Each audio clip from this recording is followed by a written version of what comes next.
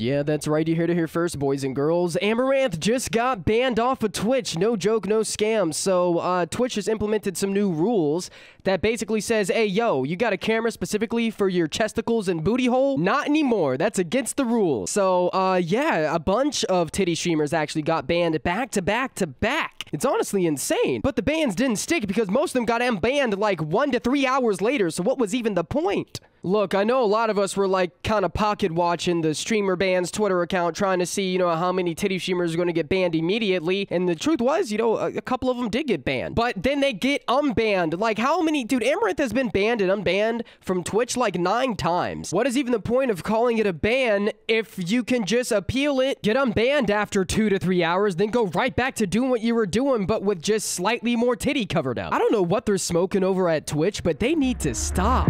Getting sick of constant negativity, searching for some clarity. Try to switch my mind around, reversing the polarity, and scuttle through the... Anyways, how's it going, broskies? It's your boy, Lofi here, and if you guys could drop a fat like on this video and subscribe if you're new, or not, it's up to you, but I'd really appreciate it if you did. Also, if you want to join the Discord server for constant updates, because you know how YouTube loves to send out notifications, okay? Also, maybe go follow the Twitch and Twitter, link in the description. Anyways, enough shameless self-promoting. Yeah, so, actually a bunch of titty streamers got banned and unbanned immediately. Well, not immediately, but most of the bans didn't even last a full week. Not even a day for some of them. Amouranth's ban only lasted 2 hours, 57 minutes, and 1 second. Wow. Such a harsh punishment for the violation of the rules. Like at this point, this is what's actually going on over at Twitch. Hey. Slap on the wrist. All right, we're gonna call it a ban to make it look like we're doing something, but in all actuality, you make us too much money for us to get rid of you. Like, that's literally what's going on, okay? I don't understand why Twitch even calls it a ban at this point, because it's only really a ban if you don't have a giant pair of chesticles and a coochie that you show off on every stream. Now, we've all known for quite some time that Twitch plays favorites, okay? Never pays attention to the middle child. Everything goes to the youngest, and the youngest is the titty streamers, dude, because they're honestly the newest to the platform. They actually gave them their own separate category on Twitch just so they can be e-whore. When people complained, hey, yo, there's a lot of weird sexual stuff on there, Twitch didn't get rid of it, they just created their own category. The people that have been here for a long, long time, just, streaming, gaming, having fun with the bros, and this includes, the women who stream. Yeah, they're real. I know, it's crazy. There are women who stream on Twitch who have tig ol' bitties, but don't use them to get views, dude. I know, it's like an actual thing. Twitch don't give a fuck about any of them. You slip up, make one mistake, you get banned, boom, it's permanent, never allowed on Twitch again. Not even on your homie stream playing the same game. You can't even do that. Yeah, that's actually in Twitch's rules. If someone has been banned on Twitch and they appear on someone's stream, whether that's just in a Discord call, or even if you're in the same lobby in a game, that can get you banned on Twitch. Now, I don't know if you guys remember this, but Dr. Disrespect getting banned off Twitch was a huge thing, and there was never a reason why. I mean, according to Google, is because he was live streaming at like a Twitch event and then stopped to take a piss or something. I don't know, bro. It was weird. That one little slip up of him violating that one policy got him permanently banned, and even though he just signed a contract with them and the appeal never went through, he actually took him to court. But I guarantee you, had he had a fat rack that he showed on camera every time he played Warzone, they would have approved that appeal immediately. Correction from earlier, I don't know if that's still a rule anymore, where like if you get banned, you can't, be on someone else's stream. I just remember it being a big deal with Dr. Disrespect because he wasn't allowed to stream with any of his homies. They might have repealed that by now. I did some research and couldn't find anything on it. But I mean, I could be wrong. But anyways, it's so absurd to me that Twitch is literally giving a bunch of incel-ass dudes a reason to still say, bitches have it on easy mode, bro. I wish I had a pussy. Because at this point, yeah, you do have it on easy mode if you have fat racks and a pussy and you live stream on Twitch. Or not even. Twitch is very inclusive, okay? Even if you're a femboy showing off a bunch of skin, you'll still get away with it. It's clear that the guys over at Twitch aren't actually using their brains because the blood is rushing to somewhere else. And all they can think about is, oh man, there's so many sexy bitches on our site. Yeah, it's my website and they're showing off for me. 100% that's exactly what they're thinking, bro. Like, nah, dude, Amouranth isn't there showing off her titties specifically for you. She's doing it to all the horny dudes who get no bitches so she can get a bag. Which, hey, all props to her. If a dude is so horny that he's willing to spend $3,000 to not actually even f you, I mean, go for it, bro. Like, that guy deserves to lose his money. But also then you gotta think about, like, what kind of parasocial relationships are, like, these people really farming? that motherfuckers out there are really willing to spend thousands of dollars, and even in some rare cases, tens of thousands of dollars, so that these titty streamers can not even show the whole titty. Like, bro, I once just bought a bottle of vodka and a pizza and was able to clap some cheeks, and these dudes out here spending thousands of dollars for what? To look at something on a screen? Like, dude, Amouranth was once sent like $70,000 in one go by a fan. Like, they sent it in cash in the mail, dude. $60,000. $70,000. The second part of the letter is, I have provided a few defense essentials and some cash to ensure that no amount of financial tampering can hinder your resolution. Lastly, I've included a new phone. All you have to do is activate the service. The plan is active and prepaid. No one except you will know the number. If it suits you, feel free to enter these two numbers. And he gave me the number of bodyguards. So this is the number of a private security company I have on retainer. You can call them in the event of an emergency if the other contents of the bag are insufficient. I have a payment source lined up already, so the cost was already taken care of. And then he gave me his number. This is my personal number. If you ever need anything at all, do not hesitate to ask. Happy trails to you until we connect again. And that's it in the letter. Bro sent her $70K in cash in the mail like it was a goddamn drug deal, along with the trap phone that was already prepaid for. And this isn't just like any other trap phone. It was a brand new, newer model iPhone for the time, just so that he can try and get her number, bro. Talking about, yeah, if you ever need anything, just call me, babe. Until we meet again.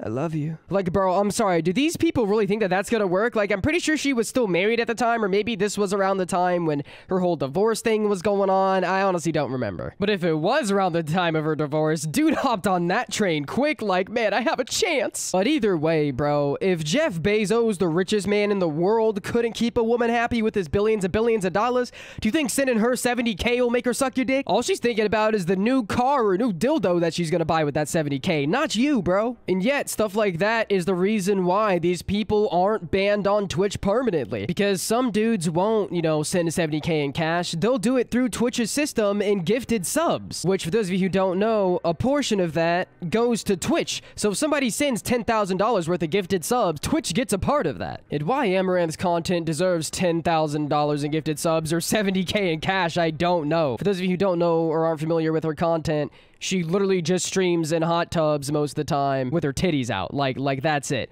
I didn't really mention her type of content earlier because I feel like just saying titty streamer should let you know. But yeah, she does that, has an ASMR channel, and now has an OnlyFans. Basically just a generic e-thought. And when you're a generic e-thought, a ban isn't really a ban. Like, dude, it's temporary. Like, at this point, why not just do what Twitter does and call it a suspension, right? Like, I've been, you know, suspended on Twitter a few times. You know, first time is like maybe an hour, second time is like 6, and then it goes to 12, and then it goes to 24. And I think after that, it's like maybe, I don't know what the new rules now since Elon bought it, but you get a couple of suspensions before you get a permaban, right? It's kind of like how YouTube has their 3-strike rule. You know, when you first get your first strike, you know, you get a warning, nothing really happens. Then, like, your first actual strike, you can't upload for a week. I don't know why Twitch won't just implement a system like that, because then it would be kind of fair, you know, have a 3-strike rule or something like that. But Lofi, if they implement a rule like that, what will the Twitch mods jerk off to, dude? Where will they get their goon material?